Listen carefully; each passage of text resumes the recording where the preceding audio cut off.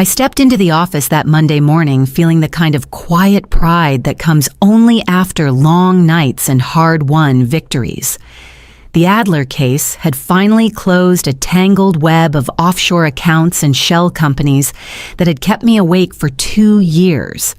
I was exhausted but ready to breathe, ready to celebrate a win that should have marked a milestone in my career. Instead, I found a single piece of paper on my desk clipped neatly to my keyboard. The memo was brief, unsigned, and chillingly impersonal. Effective immediately, Serena Vance will serve as head of forensic operations. No explanation, no warning, no conversation, just those words. My breath caught. I reread it, hoping it was a mistake, maybe a mix-up in departments, a prank, something. But there, it was stark and undeniable.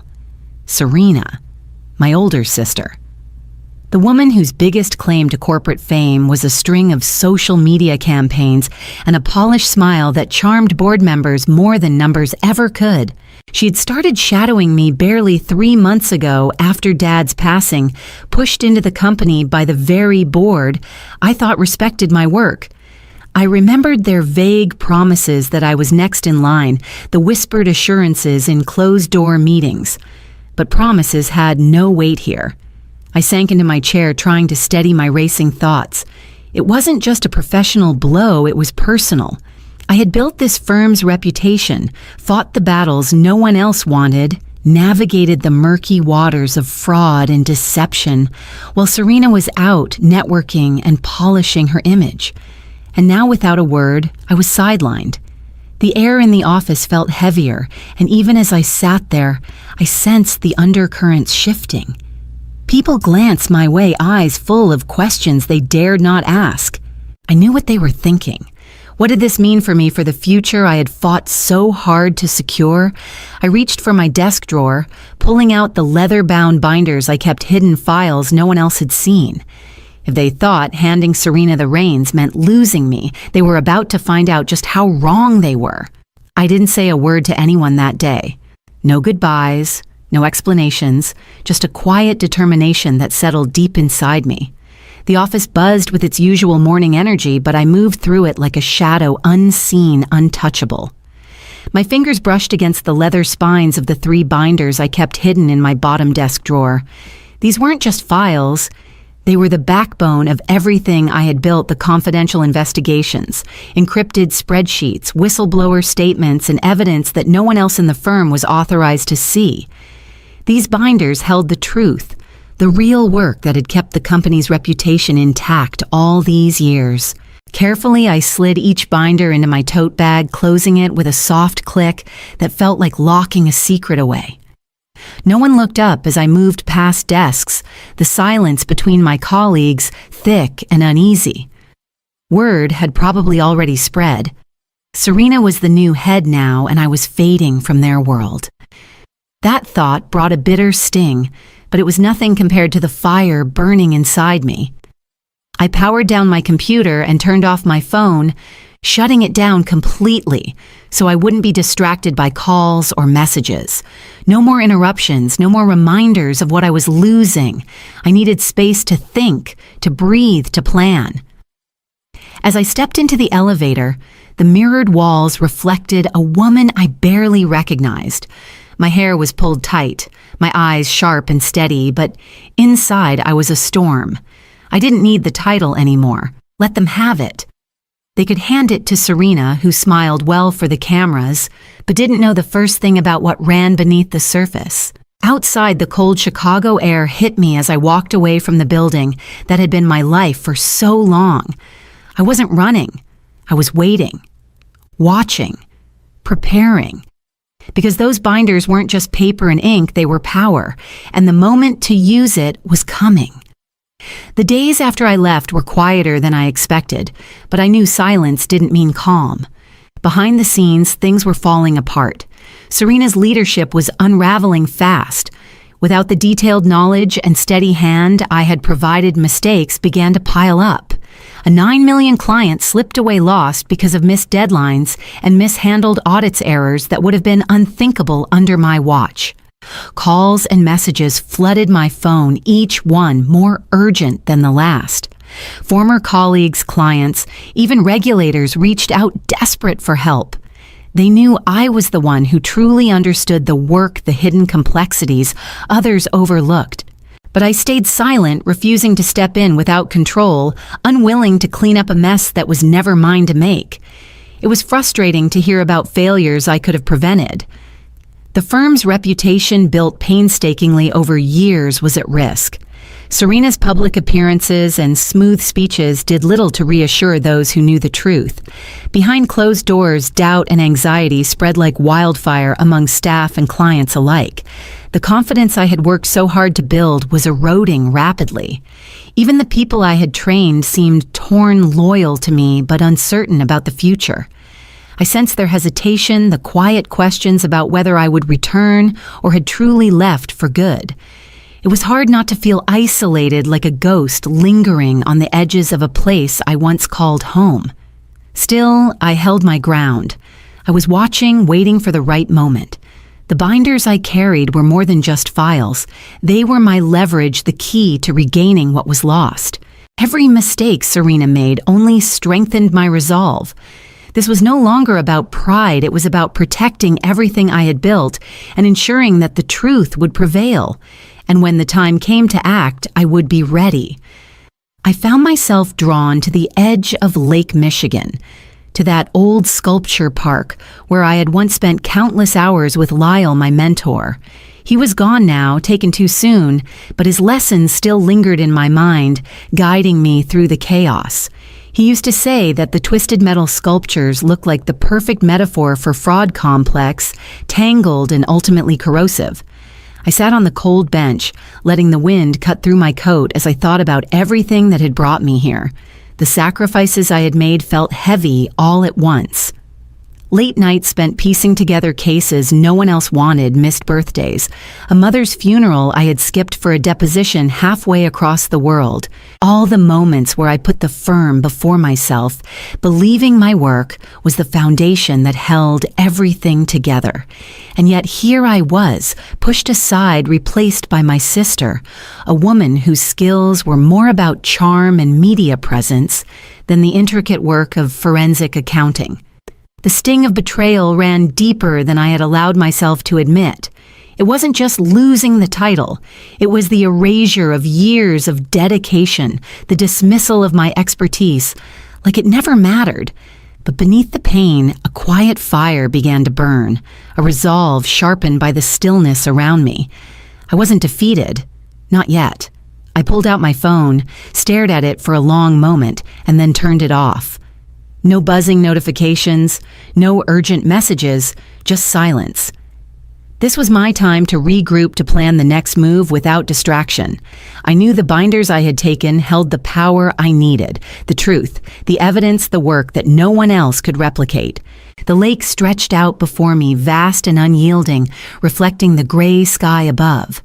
I wasn't retreating. I was gathering strength. The fight was far from over. I would return, but on my own terms, ready to reclaim what was mine. And when that moment came, there would be no more silence. After days of silence, the phone rang.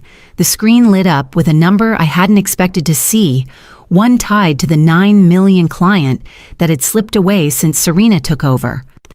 My heart skipped, but I answered without hesitation. The voice on the other end was cautious, tinged with frustration and desperation. They needed someone who understood the intricate details of their case, someone they could trust to untangle the mess, and that someone was me. They admitted it quietly, almost reluctantly, but there was no mistaking the message. Without me, the firm was floundering and they didn't know where else to turn. I listened carefully, letting the weight of their words settle in. It wasn't just a client reaching out. It was a reminder of the influence I still held, the power packed away in the binders I had taken with me. Those binders contained the secrets, the evidence, and the backbone of everything the firm had built. And now, those files were more valuable than ever. A slow smile spread across my face.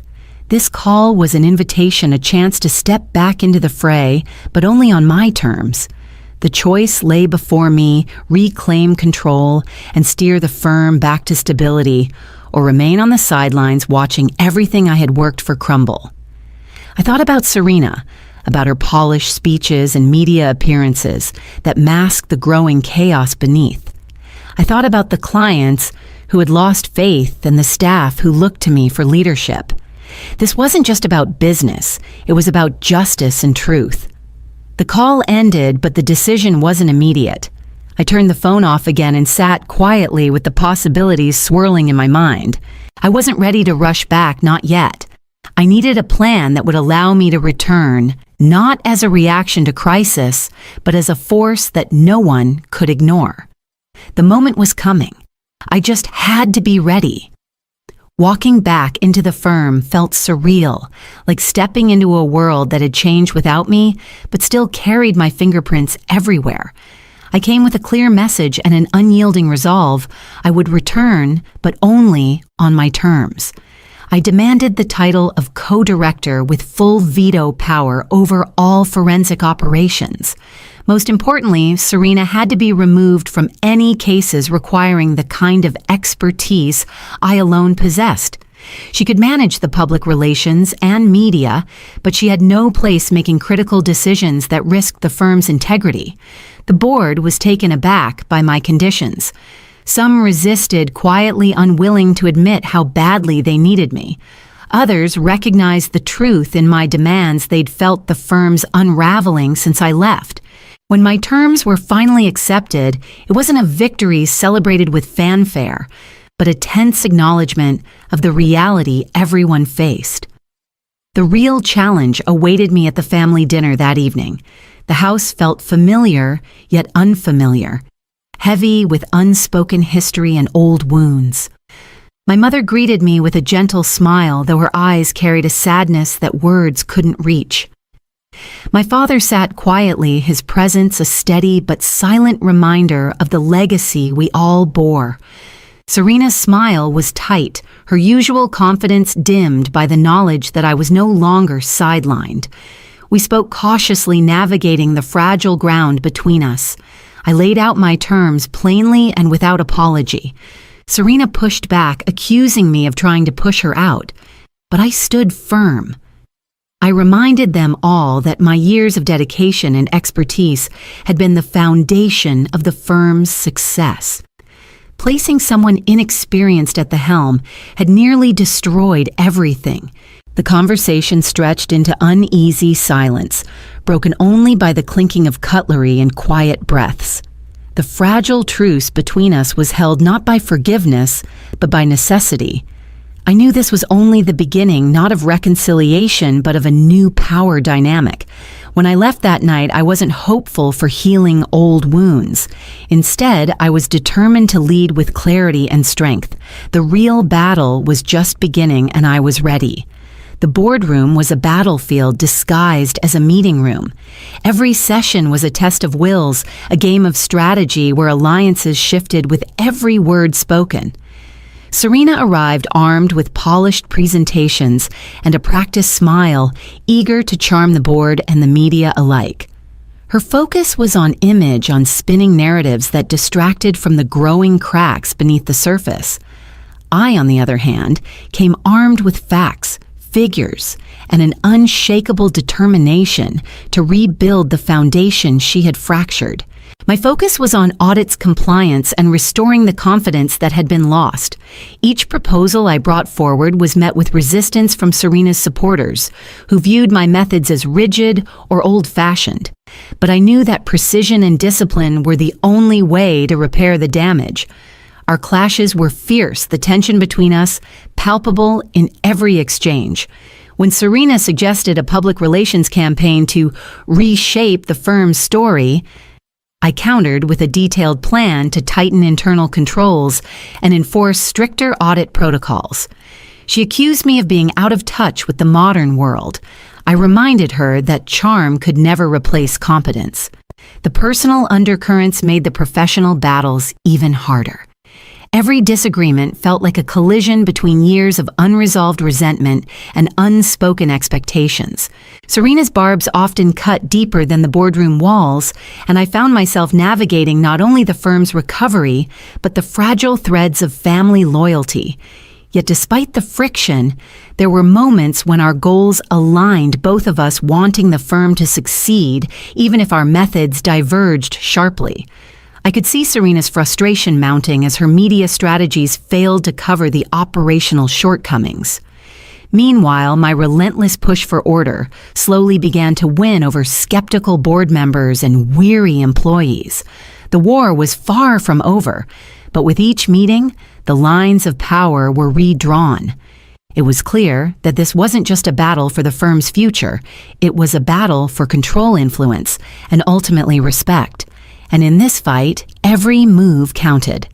Slowly but surely, the tide began to turn. The clients who had once walked away started to return their calls, reaching my desk instead of Serena's. I was meticulous, leaving no room for error, every file double-checked, every protocol reinforced. The auditors and regulators who had raised concerns began to nod with cautious approval when I presented my reports. The firm's name, once sinking under the weight of mistakes, started to regain its footing. The $9 million case that had slipped through our fingers was the ultimate test. I poured myself into the details, coordinating with every team member involved, ensuring no loose ends remained. When the final confirmation came through, the funds recovered and secured, I felt a quiet satisfaction. It was more than just a win for the firm. It was a personal victory, a reclaiming of what had been lost. Serena, meanwhile, found her role shifting naturally. Her strengths lay in public relations and media appearances, and she took to it with the enthusiasm of someone who had finally found her niche. It was clear she had accepted, if begrudgingly, that the reins of forensic operations were no longer hers to hold. The staff's mood changed, too. Where there had been uncertainty and fear, there was now cautious optimism. Teams that had been fractured began to function as units. Again, clients received timely updates, and the board meetings lost some of their hostility. The momentum was on my side. Yet beneath the surface of progress, something remained unresolved. The fractures in family ties and lingering resentments hadn't simply vanished with restored contracts and improved audits. Victory on paper didn't automatically heal the deeper wounds between Serena and me, or the scars left by years of competition and silence. Still, the work had to continue. The firm's future depended on more than just one case won. It depended on sustained trust, unwavering discipline, and the ability to move forward. And I was ready for the next steps. The invitation came in a simple text from my mother, the kind of message that carried no pressure or expectation, just an invitation to dinner. No business talk, just family, she wrote. It was brief, but after everything that had happened, it felt heavy with possibility. I stared at the words for a long moment, wondering what had changed to make her reach out this way. When I arrived that evening, the house looked the same, but the atmosphere was different, softer, quieter. The table was set meticulously with fine china and polished silverware, but there was no fanfare, no forced cheer. My seat was already pulled out as if they had been waiting for me, yet there was a distance I couldn't ignore. It was clear none of us expected this night to erase the past. Serena was there too, but the usual spark of rivalry in her eyes was dimmed. She greeted me with a tentative smile, one that felt less like a challenge and more like an offering of truce. My mother moved through the kitchen with a calmness I hadn't seen in years, while my father remained quiet, his gaze steady but unreadable. The conversation was gentle and cautious, carefully avoiding the topics that had divided us. We spoke about neutral things, the weather work in general, small everyday updates. No accusations, no old wounds reopened. It was a fragile piece stitched together by silence and subtle understanding. As the evening unfolded, I realized this wasn't about reconciliation or forgetting. It was about acknowledging the reality of our fractured family, about learning to coexist with the cracks instead of pretending they weren't there. We weren't whole, not yet, but maybe we were enough. I didn't feel the need to explain myself or seek forgiveness. I had long since stopped trying to fix what was broken beyond repair. Instead, I embraced this quiet moment for what it was, a step forward, however small. When I left that night, the air felt different, charged with a tentative hope. The past was still there, but so was the possibility of moving on. And as I closed the door behind me, I knew the true journey was just beginning. I've spent so many years fighting to be seen, to prove that my work mattered beyond spreadsheets and reports. But now, after everything, I realize the quietest power is the one that needs no spotlight. It's the kind of strength that grows from knowing who you are and what you're capable of without having to announce it to the world. Late one evening, alone in my office, I sat watching the city lights flicker through the window. The firm was no longer just a job or a title. It was the sum of every sacrifice, every late night, every hard-earned victory. The contracts signed, the cases closed, the audits completed with exacting care, these were the tangible marks of my return. But beyond that, it was the respect in the room when I spoke the trust that no one questioned anymore. I thought back to the path that led me here, the betrayals that cut deep, the silent exits, the quiet battles behind closed doors. Each one had shaped me in ways I hadn't understood at the time. I learned that control isn't about shouting louder or pushing harder. It's about patience, resilience, and knowing when to advance and when to wait. Family ties remained complicated, layered with history, pain, and unspoken truths. But I stopped trying to fix what wasn't mine to repair. Instead, I focused on what I could shape: my work, my decisions, my future. In that choice, I found peace. My phone buzzed quietly on the desk, a message from an old colleague checking in, a small reminder that I wasn't alone.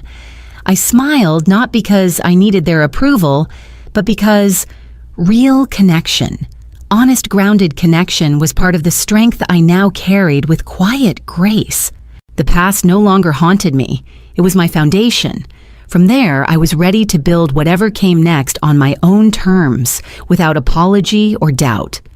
I stood turning off the office lights, feeling a calm settle over me like a cloak. The city hummed quietly below, and so would I, steady, confident, and quietly in control of my life, and everything I'd worked so hard to reclaim.